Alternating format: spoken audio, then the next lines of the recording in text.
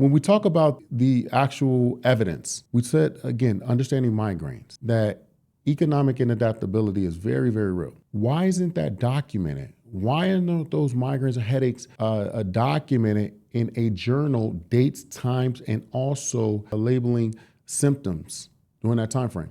Because now there isn't a question if, again, it is affecting you. It's about if you're service connected and what percentage that we're going to reach at. So now you created yourself a breadcrumb trail.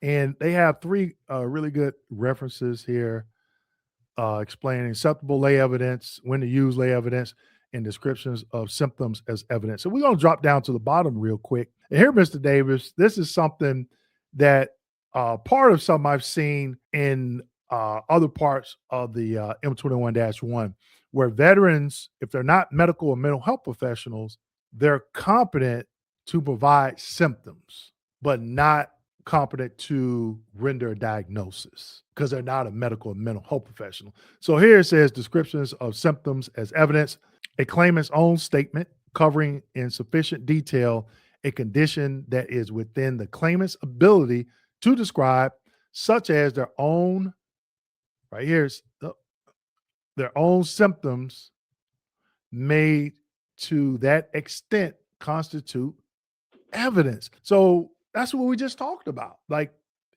putting the symptoms in your lay statement, but also I think veterans, when they overthink it, they're talking about things that are not in the diagnostic code criteria. Symptoms that are not, they can have symptoms that are not in the diagnostic code criteria, but you need to be talking about the ones that are. I think that's key.